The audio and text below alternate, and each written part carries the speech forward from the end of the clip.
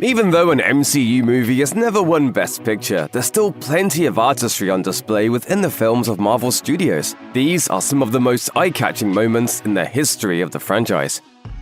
Initially allies in the previous two Avengers movies, Peter Parker and Doctor Strange eventually come to blows in Spider-Man: No Way Home. As the duo struggled over a mystical MacGuffin, Strange unleashes a trick that the Ancient One previously used on him and knocks Peter's soul out of his body. In a shot echoing a similar image from Doctor Strange, the Sorcerer Supreme uses a few precisely placed fingers to push Parker's aura out of his earthly vessel. It's not the first callback to this moment in the MCU, but having Holland's not-so-secret identity get shoved out of a fully costumed Spider-Man adds an extra layer of personality. How are you doing that? I have no idea. You should not be able to do that. This feels amazing. It's also great that this image feels straight out of a comic book splash panel. Even if it's just for one moment, it's still a scene that'll have you sitting up in your seat.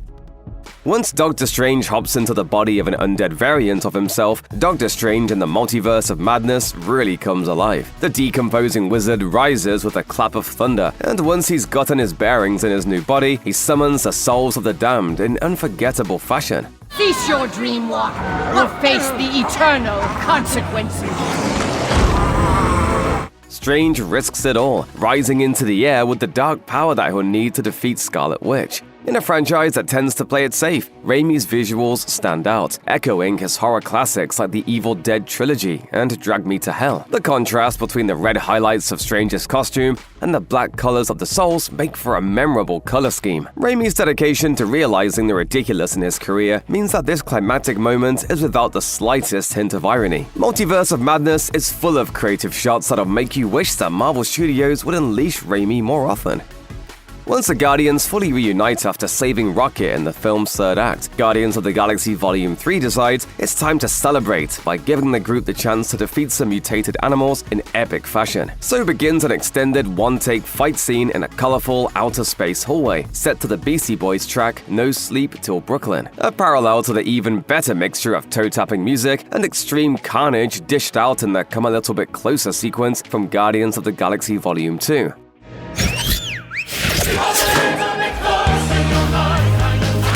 This is one of the lengthiest single shots in the entire MCU. The quick cuts dominating many fight scenes in this franchise are discarded here, as director James Gunn, now a veteran of helming blockbuster movies, opts for an unblinking look at how the Guardians work together when they're faced with deadly threats. The result is a riveting set piece, packing plenty of entertainment and great fight choreography. Rocket is more raccoon-like than ever, scrambling up and down various surfaces, including the body of his best friend, Groot. Gunn also gets a lot of mileage out of Nebula's unique abilities that blend badassery with body horror.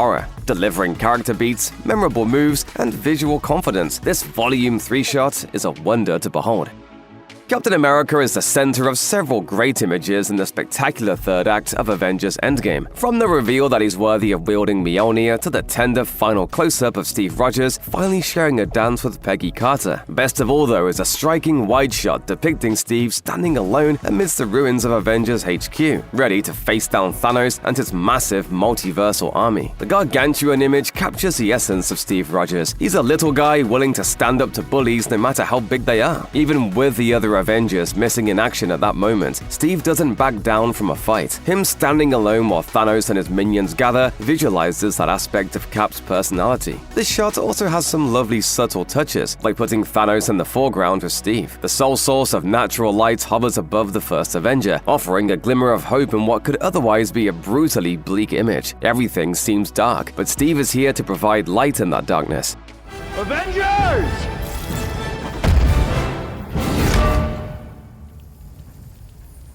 Assemble. Tony Stark brought the MCU into existence with the first Iron Man movie, so it's only fitting that he would give up his life to save it in Avengers Endgame. Echoing the billionaire's admission to the world at the end of the 2008 film, Tony retrieves the Infinity Stones and prepares to destroy Thanos once and for all.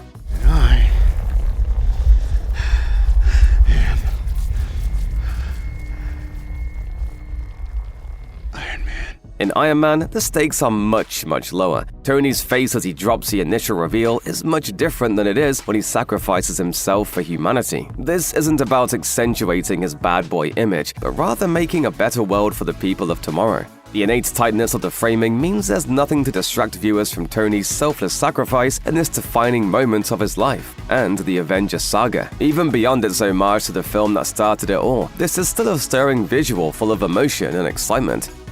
Black Panther: Wakanda Forever isn't the sequel that Marvel Studios originally intended to make. After Chadwick Boseman's tragic death, they changed gears and made Shuri the next Black Panther. But in order to properly sell the passing of the mantle, it had to happen in truly epic fashion. Just like her brother T'Challa did at the beginning of the original Black Panther, she drops from a great height and sticks a superhero landing. This time, director Ryan Coogler and cinematographer Autumn Dorod Akapor captured this moment in an unbreakable low-angle shot from the ground, rather than following the falling Black Panther from the sky. The angle gives Shuri a sense of authority, turning the 5'5" hero into a towering presence. This angle also allows viewers to appreciate the finer details separating this new Black Panther armor from the one T'Challa wore, including yellow highlights and white dots adorning the costume's top half. Above all else, the image carries a quiet sense of majesty befitting of a princess-turned-protector. This striking introduction in Wakanda Forever exudes plenty of personality exclusive to Shuri's version of the hero.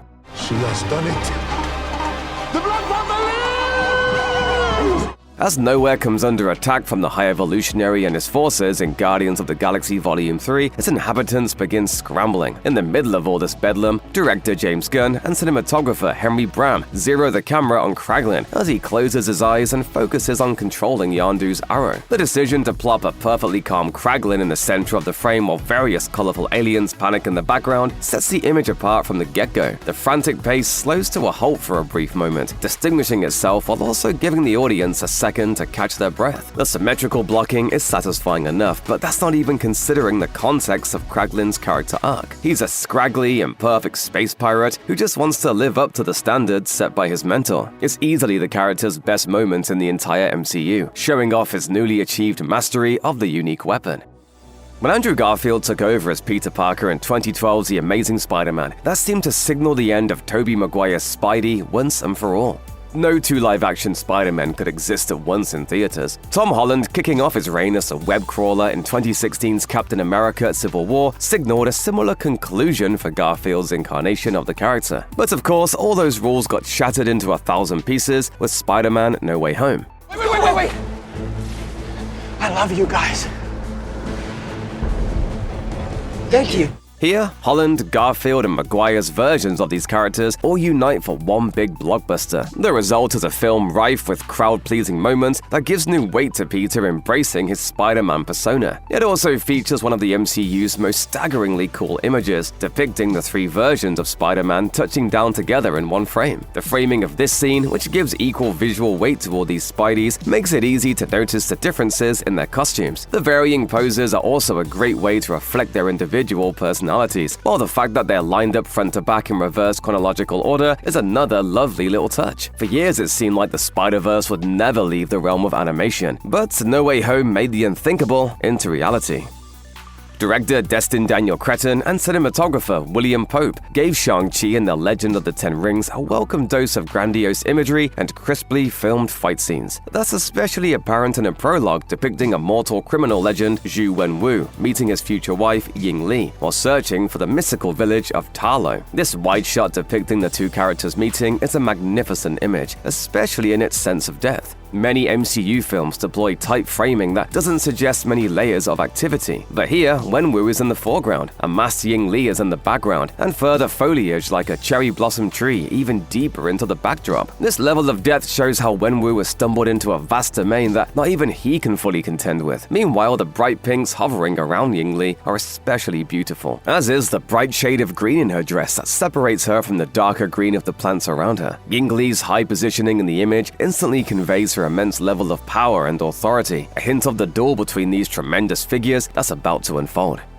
Is Eternals the best Marvel movie? Far from it. Is it the best-looking Marvel movie? It's certainly up there. The film's climax is a gargantuan piece of spectacle-driven filmmaking involving an active volcano, CGI superpowers, and the ticking clock of a celestial emerging from the ocean. It all gets too big for its own good, with character beats and the more subversive elements getting lost in the shuffle. But Chloe Zhao and Ben Davis still deliver a handful of fun images, particularly the stunning shot of Tiamut frozen in the ocean. The Eternals will stop the titanic entity from fully emerging, but most of his head and one of his hands are still permanently poking out of the water. The camera pulls back to emphasize the sheer scale of this new status quo, with clouds swirling and the curvature of the planet visible. The bright sun emphasizes how the celestial is now part of the new normal for the people of Earth 616. This is just an ordinary sunny day that happens to feature the corpse of a god turning into an island. Detailed touches like the celestial's eyes fading as it dies further make this unforgettable moment the most visually evocative of the artistically erratic detours that Eternals takes.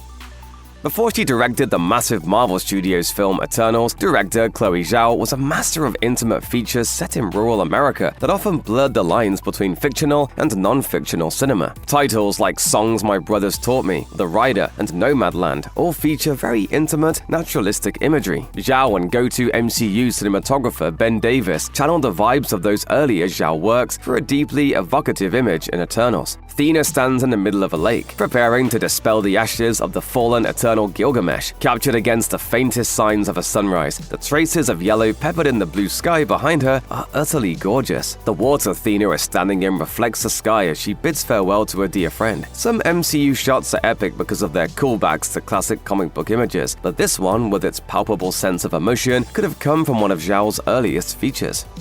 Spider-Man Homecoming introduced a quintessential hero shot, displaying a protagonist challenging impossible odds head-on in order to save the day. There's nothing quite as epic as seeing the teen hero desperately clutching to his webs to keep this ferry and all of its passengers from drowning. Even though the scene was spoiled in the film's trailers, it still represents the Spider-Man ethos, utter determination even in the absence of hope.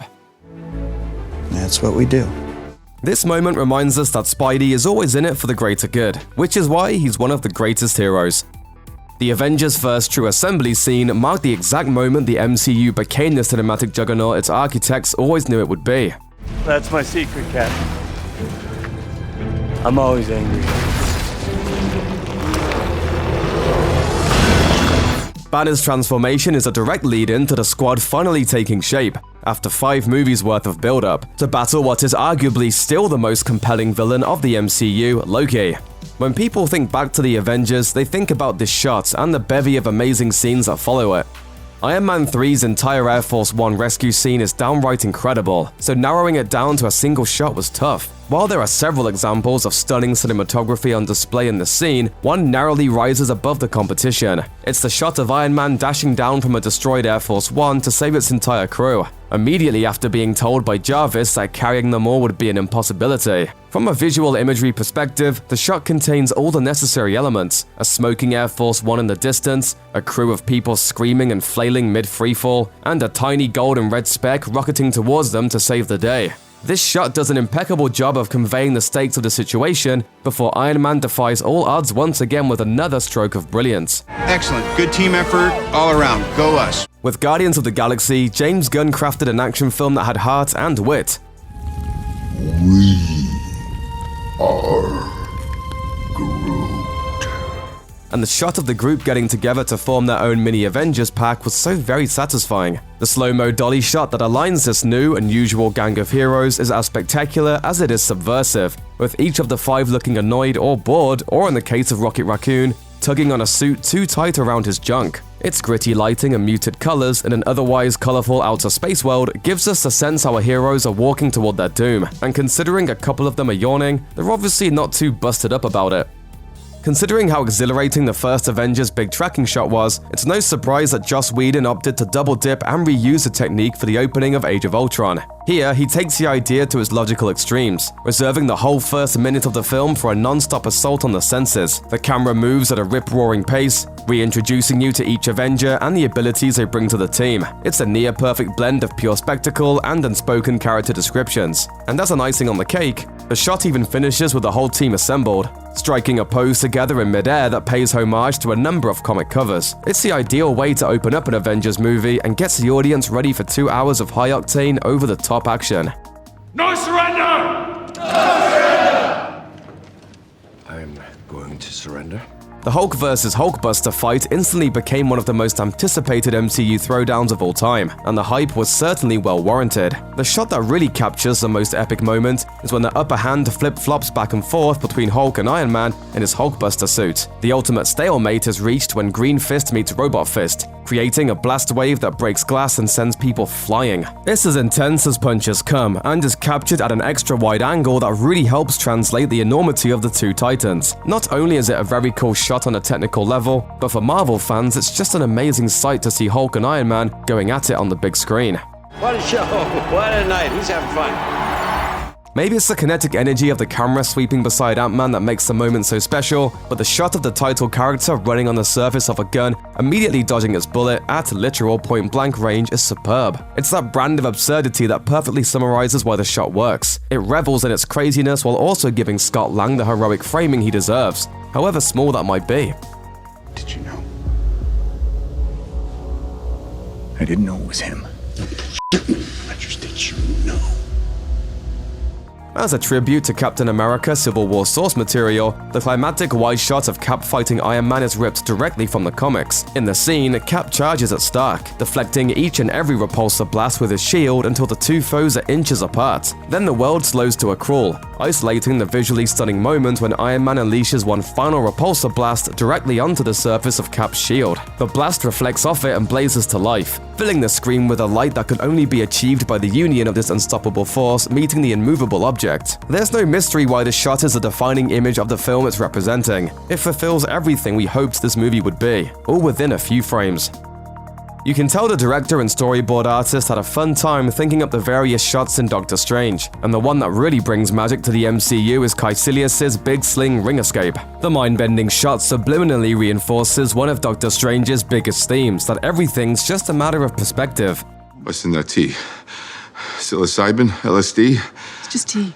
The color grading leaves the buildings a dull, desaturated gray divided only by pitch-black shadows, allowing us to perfectly track where the sorcerers are distorting geography and help us focus our attention on the mystical glowing elements. It's also ridiculously busy yet super focused, allowing us to be overwhelmed by the buildings consuming themselves in the background while still letting us remain fully concentrated on Caecilius' sling ring escape.